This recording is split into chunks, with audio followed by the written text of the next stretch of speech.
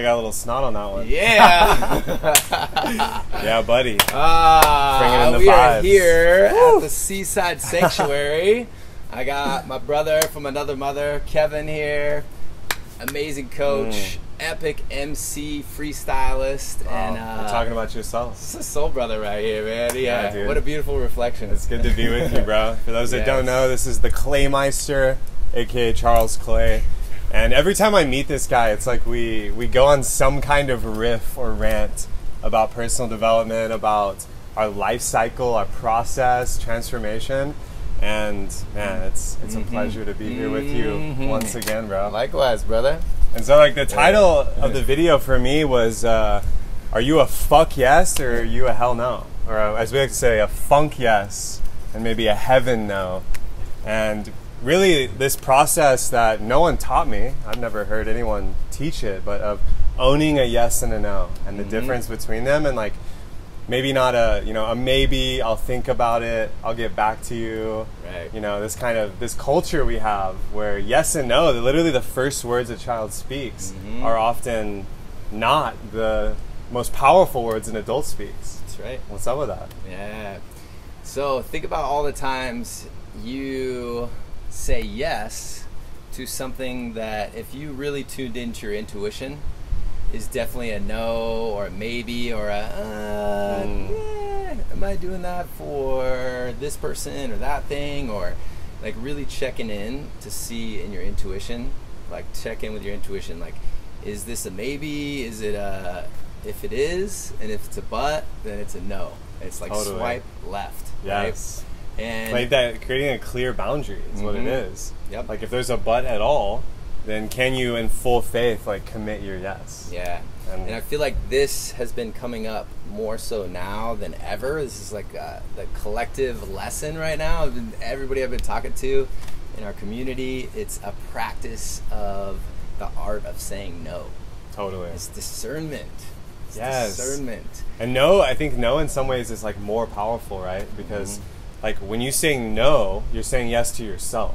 Right. You're saying, no, this is where my boundary begins or your energy ends or whatever it may be. It doesn't have to be even with a person. You can say no to spaces. You can say no to times. Right. Basically, you're creating, in my mind, a container around yourself. You're like, no, I'm actually good. I'm going to choose to hold my time. Yeah. I'm going to be in my bubble at that time. So it's not like we don't have to take it personally. I know for me, not wanting to create confrontation and stress for myself and others, I might say maybe your yes when it was a firm fuck no. Right. But I gave the out, which actually poked a hole in my bubble. It poked a hole in my container. Now it's leaking everywhere. Yep.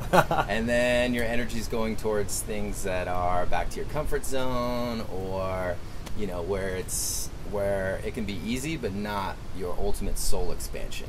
So that's what we're talking about today. Yeah. And the beauty is... the edge of growth. Yeah, the beauty is, boy, the better you get at the art of saying no, then it opens up a whole new level of opportunities for funk yes. Oh, and those are like that. Oh, yeah. Tuned in, tapped in, turned on. That's a funk yes. Boom. You can feel it. You don't have to think about it. Yeah. You can feel a funk yes. You can feel a funk yes. Anyone tuning in, I'd love for you to like drop some questions, or if you're feeling a funk yes on something, tell us what it's about. Basically, like, if you ask yourself, like, hey, do you want to go do this? You want to go on this trip with me? You want to go to Genius Loki with me? Yeah. It's like, well, I'm gonna have to take off work. You know, I'm kind of waiting for this one. Oh, it's a fuck no. Like, you're already in your head rationalizing. Like, if as soon as the question was posed or the opportunity presented, if you don't get hit with the full body, like, whoa, fuck yeah. Boom! Then it's a no. What are you doing? Then it's a no. And it's scary to own the no sometimes. I know for me, it's like, if I know it's a no, but it's to someone I love, or it's something I love to do, my persona, right? It's like, oh man, like, you know, it's like owning the no feels a little brutal maybe to me. Like, it's crazy. And that's why it's an art form. That's why it's a continual practice. But just on the other side of that is where it's so magical. It's like all the funk yeses that show up, all opportunities that are like, whoa, I created space for this. Right. Awesome.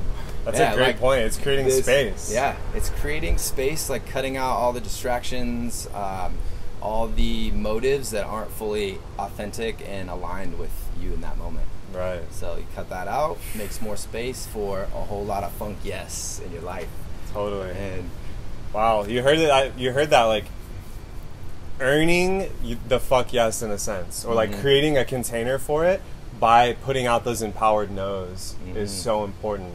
And like, I think this is the most important, maybe, and it's off the top of my head, definitely your work, your career, your purpose, because you have to hold your word and commitment. And so that engenders this energy of like, well, no, actually I can't do that because I've already said funk yes to this other thing.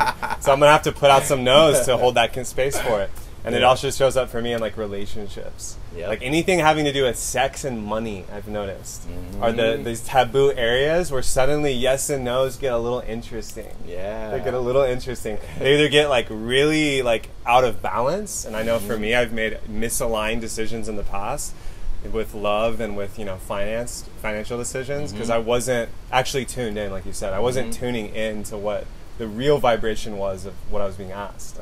You know, a commitment, a partnership, etc. I wasn't actually feeling it. I was just, oh yeah, let's do it, yes. But it was of the mind. Exactly. And when you give a firm no, it actually demands respect. Totally. You know, it's like, oh, okay.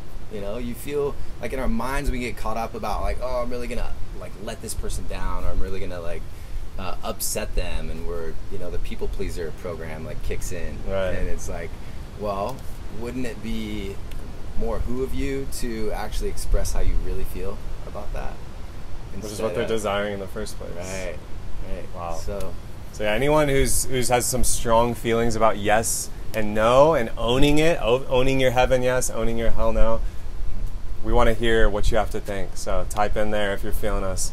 I want to switch to like this other concept, which is very similar, but it's like comfort zone, and like maybe the coffin of comfort, as JP always says. I love that. Versus like the expansion. And like what I like to always call it, the growth edge. Like I always think about it like evolution. Like if single cells got really comfortable in the ocean in ancient times, if you're following this theory, then they never would have, you know, evolved, grown, multiplied, created, and like advanced the mission of life. You know, or like how do you come up against the comfort zone, A, and recognize it? I think these are two questions. And then B, like lean into the expansion, even if it means like sadness, letting go, even if it means pain. It might mean a little bit of pain to me, mental or physical. And I think it's a beautiful dance. Like I look at it as the ego mind versus the soul expansion. Right? The ego is like, oh no, play it safe. Like let's stick with what we know we can survive in. Let's play it cool, keep it comfortable. You know, ego plays these fun games, and yet there's like this. If you tune into your heart, there's like this. No, I want more. I need to experience everything I can in this human experience. You know, and that's tuning into the expansion of your soul. So it's this beautiful dance. You know, I'm not putting down the ego, because it's important to have that. It's necessary to live in the world. Exactly. So it's a lovely dance. I enjoy it. It is. Like, I know for me recently, my ego defensive mind has kind of gotten like very stimulated and very like this plan and this and do this, and it's just like that's when I know I need to go to the beach and dance or meditate or do some breath work, or like snap into my source again. I think like you're saying, like the soul voice or the big self, like I think of it as like the self with a capital S. You got your little self, and then like there's like who you really are. And so listening to that is all about the body, and I know you work a lot with the body and like the cells and the tissues. Like it's speaking all the time. It's just like if we get locked into this little zone up here, suddenly we're at odds with it. And like the comfort zone starts to be miserable. Because you're comfortable, but you know an ache for the expansion because you felt it. You feel it once, you can't unfeel that. I mean, we can learn so much from nature. You can take a lobster. Look at the life of a lobster. They have these shells, right? And they actually outgrow their shells at one point. So their shell stays the same size, and then they're just like, it's like too much pressure, right? And then they're like, finally, okay, I need to release the shell and be vulnerable. And go out and create a new one, grow, you know. And so for them, it's like, it's almost like the butterfly, you know, out of a cocoon, because it's like opening up to this new vulnerability. However, that's where their growth they can allow for more growth. So what do we do compared to that?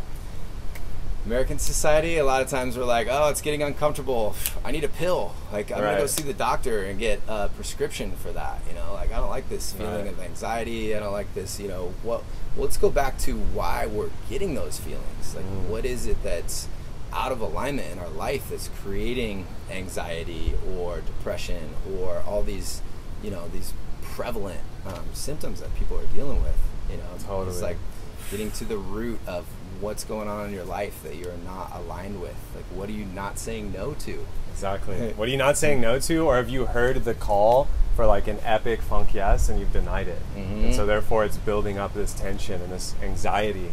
And I love that riff, because like the root of, you know, anxiety, depression, any kind of like mental illness like that, like there are real mental illnesses that, like, you know, are imbalances in the body. And so those people, like, I would encourage you to go to the doctor.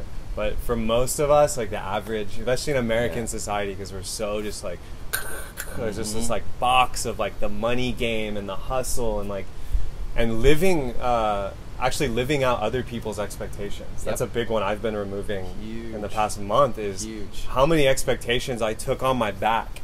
I didn't give them a hell no or heaven no.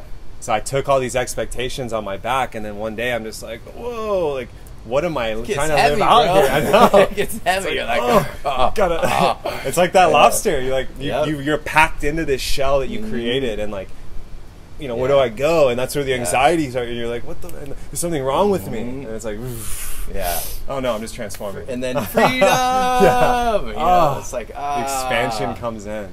Expansion, freedom, and a whole new level. I want to check out some people in here. What's up, Kim, Tamara? We got all these people. See if we got any juicy ones. Matt Cole, what's going on, brother? Who else we got on here? Chris Fuchs, what's up, brother, man? I haven't seen you forever. Man, hopefully you are enjoying your expansion and your dance with ego and soul. Wow, Darcia has an epic question. How do you discern between the cocoon time and a coffin? Whoa. Great question. That is an epic question, because they're actually pretty similar. Like, they're similar in that they're an encapsulated container where, like, the cooking is one way to think about it, or like the transformation's actually happening. I'd say it's just rolling off the top of the head. The main difference is that you can breathe in a cocoon. You can breathe because it's organic and it's part of a life process. Whereas a coffin, you know, you're not breathing very well in there. It's almost like there's this boiling point. You know, you can try to seek everywhere for answers or for pills or to numb that feeling, but until you really sit with it and like, what is it I'm feeling? What am I experiencing? And then realign with what your yes or your no is from there. It's like allowing you to fly out of your cocoon. Man, just break free so we can let the wings out, man. Wow. So we encourage you to get out of your comfort zone and enjoy that level, that play of like, whoa, this is something I've never done before. You know, it could be, I do ridiculous stuff. I'm the guy that's dancing in the grocery store when a good song comes on. Oh, yeah. You got It's like, oh, yeah, I feel it coming. I feel it coming, babe. And then, like, somebody will look at me funny, and I'll be like, this is a great song. How are you not dancing? No, something actually wrong with you. And then you'll see a couple people like, like bobbing their head. And like, oh, yeah, ripple effect. Domino. So it's fun. Started many dance parties that way, and it's one of my favorite pastimes. It's getting people, because you get to witness that, like people that are like, I don't really want to move, I don't want to do anything, and then all of a sudden they're just kind of like tapping their toe, there's something happening, their head, and then they're like, all right, this feels good, you know. And then we're like so afraid of being judged and like all these eyes on us. It gets scary, and it's just this ego like, come on, go back to where it's safe. Like, go home in your room, you know it's safe there. And then your soul's like, whoa, what about all these I'm coming out to play. I'm coming out. And that's when so fun true. happens. That's like the simplest way. Like, you could go out of your comfort zone right now by dancing in public. Yeah, it's that easy. Like, And that, like, it may not seem like it could transform you all the way to the butterfly or like break through whatever you're experiencing in life right now, but it can. Yeah. Because it starts the process. It's a domino effect. Yep. Like one Builds moment. momentum. Exactly. It builds the A momentum. little bit at a time. And you can use that as a celebration. That's another part of living a funk yes life is celebrating your victories. Man, we are we're so like, okay, I made this goal, now my next one. Made this finish line, now my next one. It's like, whoa. Did you get to even celebrate the fact that you just got a raise, or the fact that you just like quit your job and started a new one, or the fact that like you danced and you didn't want to initially? Like, or we could break it down into the simplest thing. Like, you're all right. I'm gonna tune in. I'm gonna be give my body what it needs. Right. I'm gonna take care of this temple. I'm gonna say no to my inner 8-year-old cookie monster. So you see the sugar cookie, and you're like, you're programmed to like, I just want to get that instant like dopamine fix. Right. It feels good. I want that taste. And then if you stop, breathe. You're like, it's not in alignment with my goal, my serving this temple, or maybe it is. You deserve to indulge in that moment. That's okay, but you're making a conscious choice. And when you say no to something as simple as the cookie, then you get to celebrate. You get to shake your booty. If you're feeling moody, then shake your booty because you chose it. That's the difference. You chose it. Consciously made a decision there. And because you're serving yourself, your temple, your higher being, then you get to celebrate something as simple as saying no to a cookie. And the beauty of that is, if you dance to celebrate, you're actually evoking the same neurotransmitters that you want to get from that cookie to feel good anyway. Exactly. Right? But now your booty is like in motion, you're breathing, you're embodied. Yep. And now you're not going to deal with the regret and like the fatigue that came from not funk knowing the cookie. Right. So that's it, man. Wow. And you're creating a new neural pathway. Like, before we get into the cookie, boom, that's like really strong neural pathway in our brain. That's like, automatic pilot, right? Like, boom, indulge. So now we're creating, instead of going there, a new neural pathway, and every time you say no, then you're creating a more in-depth, like stronger neural pathway to something that serves you better. Totally. Something that can tap into your highest good. Well, bro, here's to making new neural pathways, owning your fuck yes, owning your heaven no. Check out Charles Clay. He's a total homie. He's a body tuning magician and mechanic of the highest level. If you're feeling aches, pains, injuries, any of that, come see me. We'll get you tuned up, tapped in, turned on. Also, I just created a new Facebook page. It's called Feel Better Now, and it's for you guys. It is all the epic upgrades and cheat codes to changing your state and feeling better and getting the most out of this human experience. So I'd love to see you there, and be sure to catch this guy. How can they connect with you? Really, it's just my practice right now. So no retreats in the near future, but divinemasculine.live. I'm helping clients step into health, wealth, vitality, and really dialing in their relating. Because what do you want to do after you get tuned in, dropped in, turned on? You want to connect and share. Yes. And so that's where the greatest journey is sharing your gifts. After you've worked on yourself, you're in the cocoon, maybe in the coffin, you pop out of there, and then you're like, what do I do now? It's like, well, you find your tribe, you share, you express. And that completes the hero's journey. Bingo. Boom. And then another one begins. And enjoy the ride, my friends. That's why we're here. Fam, thank you guys so much. Like, share, love us up. We love you guys. See you soon.